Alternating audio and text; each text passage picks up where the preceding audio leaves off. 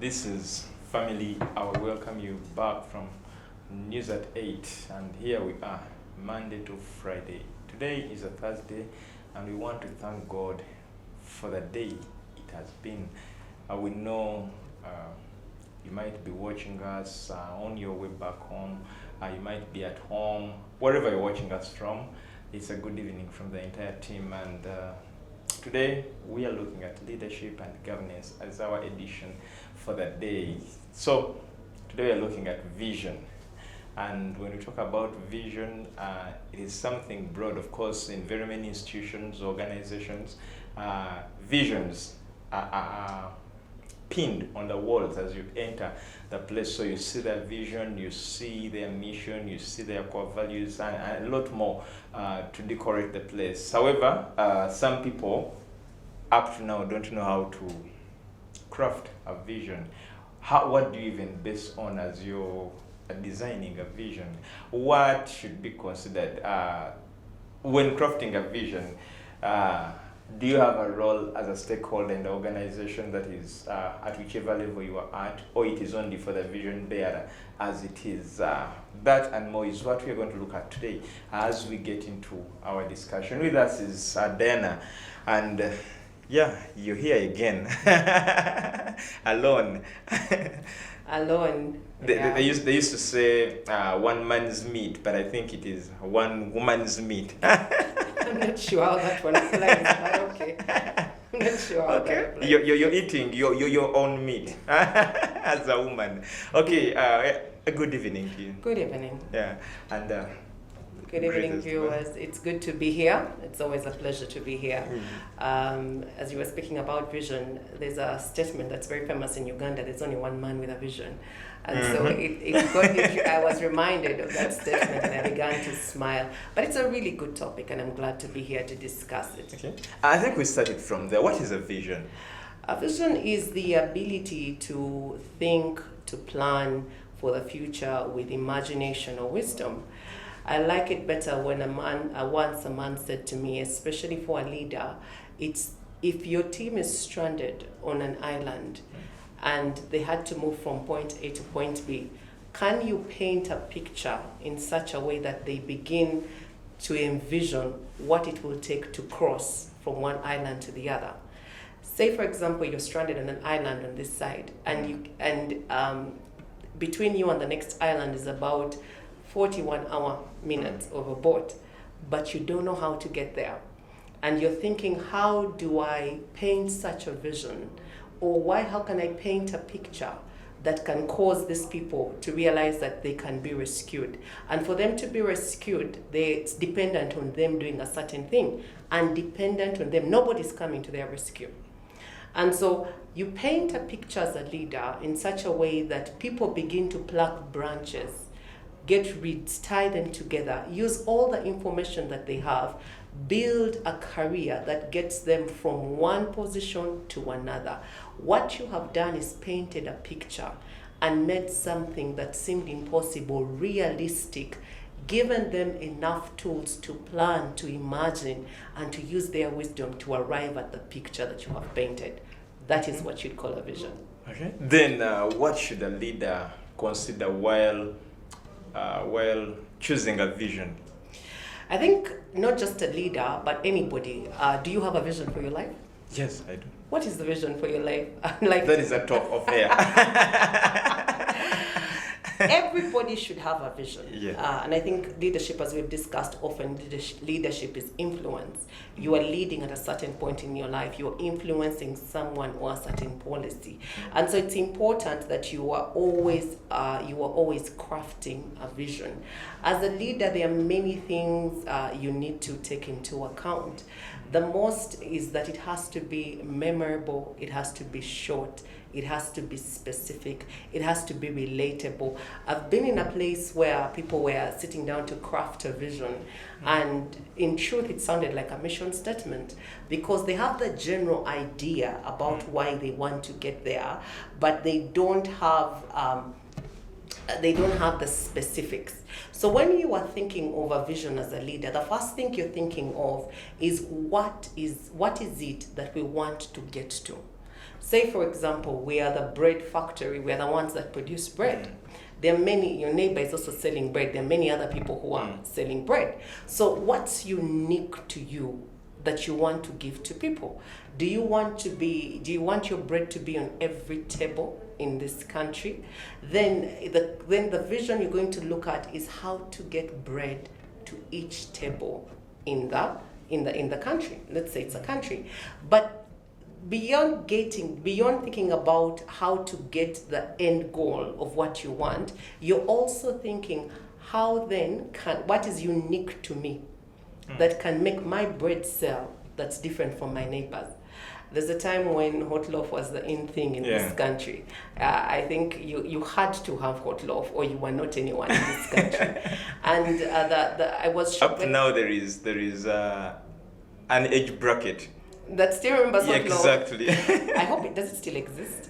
Yes. It does. Okay. Everybody wanted hot loaf. Everything was blue band.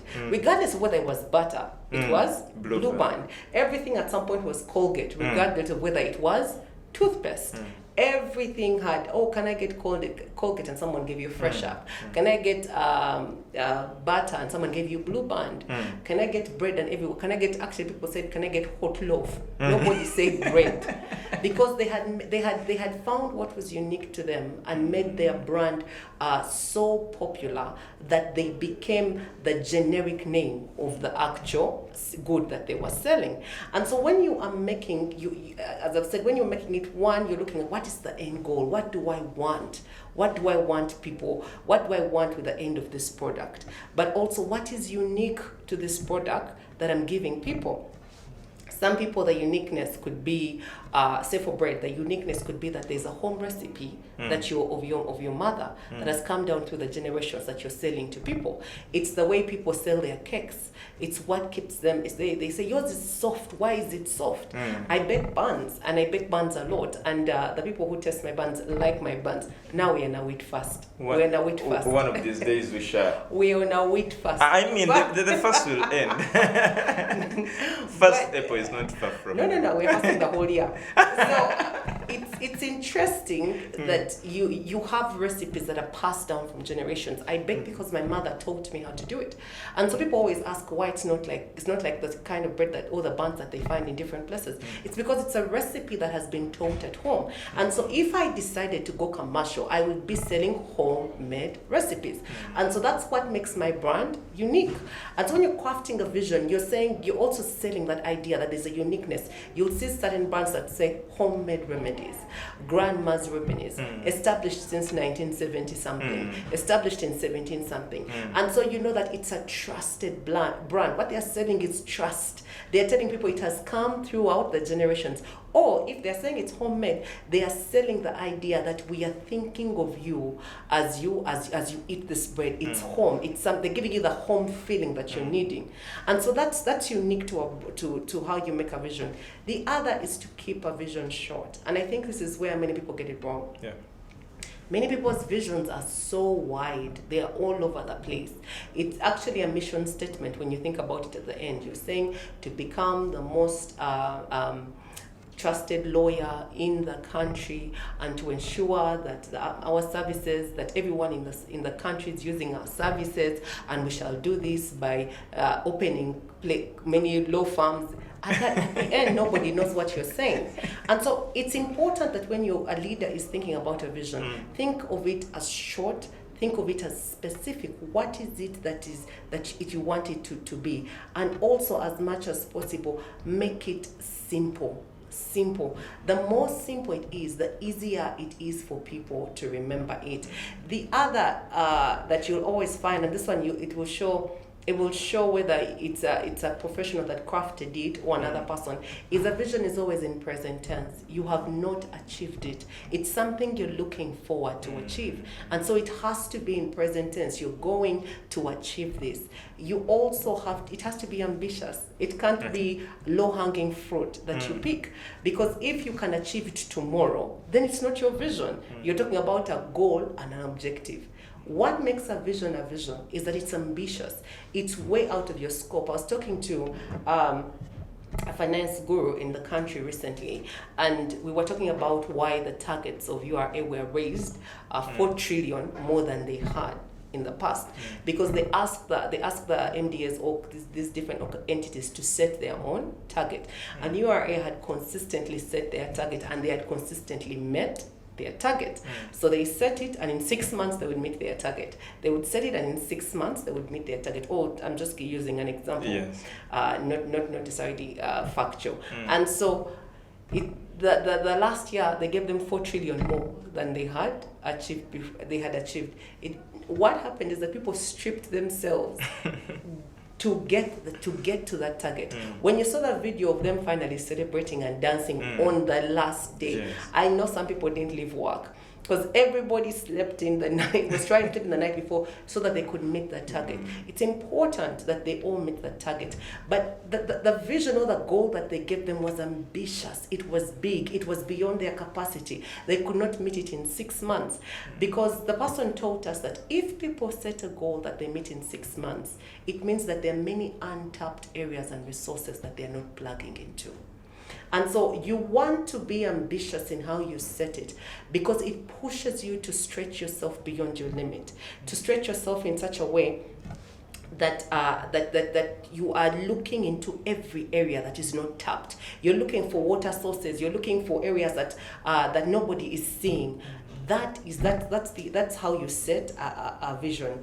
Also, a vision in its sense, a good vision should evolve with time. As much as you want it to be quantifiable, in the sense that you need to know, when have I achieved this vision? Yeah, and you also need it to evolve with time.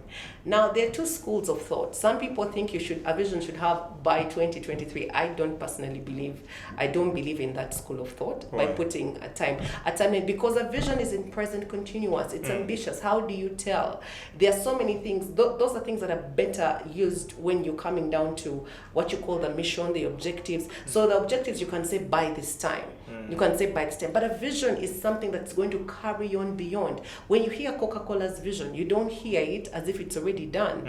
They are still selling. It's a brand that's still selling. Yeah. So you're not going to close the company here and then. It's going to continue for time. So it has to outlive you. And so when you put a time limit, you're saying that at that point we need to change. Yet what you may want to change, it may be objectives, the goal, those things that you review midterm that may need to change. But the vision itself doesn't really change. A good vision should always align with the values. Now, a leader has a certain value system, or the value system has been given to the employees. Now, that value system may be, I'm a person of integrity. We are customer best. Our customer service comes above anything else. Our value could be that we are timekeepers. We give you output in time and get things in time. Those 3 could be your value system. So when you are crafting a vision, align it to the value system. Because if it's far out of the value system, then you're shooting yourself in the foot. You're going to be going in 2 different directions. Yet the vision is the overarching theme that everything should be pointing towards. So those are a bit of ideas what a leader should do when they're thinking about a vision. How important is this vision? Because now I realize a company, every organization, every company needs this vision. But maybe someone would really sit back, especially people who operate in the informal sector. They sit back and they're like, why do I even need to have a vision? That's a good one. And just come to think about it. The informal sector, do they actually have a vision? They may not craft it and brand it and put it as everybody else, puts it in a visible place, makes it as good publicity or a backdrop for people. But if you talk to a Chikubo person, you might find that all their desire is to become the wholesale person that people go to, the go-to wholesale person in tiles, the go-to wholesale person in tiles, all they are thinking about is how much profit can I get from what I am putting in. So generally the idea is that they're building their business and they're growing. Any business that doesn't grow will eventually die.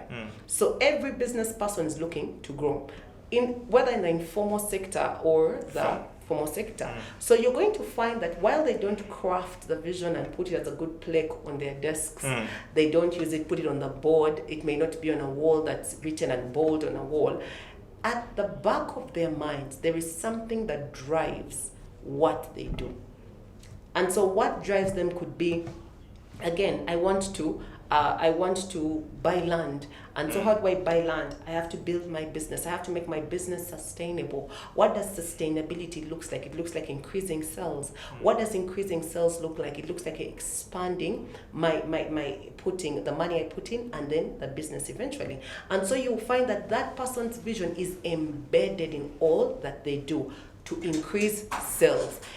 In every business, it's always to increase sales and to increase the value. So it never stops. It's just the difference is just that it's not written down. So, but to your question, why it's important? Yes. It just improves the decision-making process, because you now know what to focus on and what you need to focus on. As a business, there are so many things that will come your way, and everybody will come. Say, for example, if a business wants to be customer-based, one of the things that customer satisfaction, one of the things that they will have is what you call the CSR, how you give back to the society. And giving back to the society may include that this year in our budget, we are going to help an orphanage, right? And so during the year, certain things may arise. Someone may come up with a principle, no, let's go and clean the streets. Yeah, let's go and clean the streets as part of this program. Someone may say, no, let's go and help the school of the deaf and the dumb. No, let's donate to the Cancer Institute. Now you're being pulled on every corner. And so the vision helps you limit the process, the decision-making process. You're putting it down that we are a customer-centered business. So even our CSR, somehow a good business will tune it to get to their customers. Yeah, you're not going to go way out of your other people. Say, for example, people who let me go back to the bread example. People who bake bread and sell bread. Their first thing is not going to do, we're going to clean the streets when the streets come. They might say, we're going to give bread to an orphanage. Because they know orphanages get donations. And they become suppliers to that orphanage. So you see how your CSR begins to change. It's because even in your CSR, a good leader is thinking, how can I bank on this? Yes, it's giving out, but this giving out more than plastering it on social media and putting it out. Which group of people am I targeting? That can become. And so it improves the decision-making process for the person. They know what to strip off and what to keep. The other is that it helps the organization achieve its goals, especially when you make the statement, when the statement becomes usable or becomes relatable to everybody. Everybody wants to achieve those goals at the end of the day. I remember walking into an entity, and it was a small CSO at the time, and they had a vision, they had a mission, but the work we were doing, I didn't understand how it fit within the bigger vision. I didn't. But also that's because nobody ever taught us what it did. And so when I was given a management role, I sat down and began to look at the work we do to understand how aligned it was with the vision. And when I finally understood it, then I began to teach the stuff that I'd found there. I began to teach them why their role is important in contributing to the success of the vision. Your role in going to check up in court for this case matter goes into good governance, which matters for us in the vision. And so when you align the processes like that, the statement like that, it helps the organization achieve its vision, because it's written down in everybody's role, in everybody has a contribution towards it. So whether it's the cleaner, whether it's the front desk person, whether it's the technical staff, all of them, there's something about their role that helps them achieve the vision. You've heard me say this before. I once asked one of the Umeme bosses at the time, why he takes the calls when power goes off. When power goes off and we call mad, Umeme has gone off. I mean, he's not in transmission. He's not the one who is handling all these things. And he said to me, our vision is in such a way that even the cleaner should be able to take that call and still give that person meet the need of the person that is calling. He said, my approach is, I ask you, I listen to you, tell you who to call, then ask you to get the reference number, call me back, then I follow up with the reference number to make sure that you are being satisfied. He said the role of the cleaner, the receptionist, the water person, the tea girl, the engineers, the lawyers, their single role is reduced to ensuring that every house has power. See, that is a leader. That is a leader who knows that to achieve this vision, everyone's role has to have a contribution towards the final vision. Similarly, even it helps the people who are out of the business know what it is that you want to achieve. Because why do I come to you? Can I come to you for medical services? You're not a doctor. Can I come to you to diagnose something? You're not a doctor. Can I come to you for something that is, let's say I wanted bread, can I come to you to do bread? No, because it's not within your line. There's the business has to be unique. So it helps that parties interact with the business and they understand what it is that they are trying to sell. The other is it creates a strong sense of guidance or motivating employees in difficult times. Because every business, as every person's life, will go through a difficult time. And that's a growth spurt, it's a growth process. How you look at it and how you navigate it is how it will determine whether you grow or you fail. And so it helps point people to their true north in those difficult times. And so the vision, you will find that leaders, when they get into difficult situations such as COVID, for example, the airlines were not flying, but they had staff. And they had millions of staff. So you can imagine what the airlines had to go through, grounding their planes. Imagine the people who produce air fuel for the planes. Imagine everybody, the people who make sales on these particular things.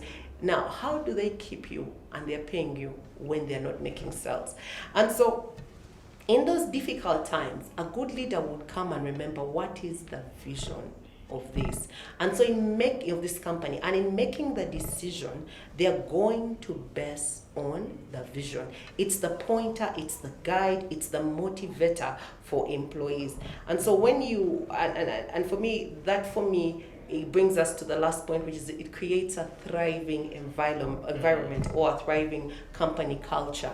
Because culture, you've heard the statement, culture, it's strategy for breakfast. Yes. Because strategy, you can have the best strategy to build your business, but your culture can kill it. Your culture is how people relate with one another, is how you handle those unseen weaves that go throughout the entity. And so if you have a vision, it helps inform the company culture, which hopefully is a thriving culture. And so the vision is important in that respect. Okay. There are times where you set a vision and on the way you realize it is unachievable. Well, we are taking a short commercial break, and when we return, we are going to look at what happens if a vision fails. Stick with us.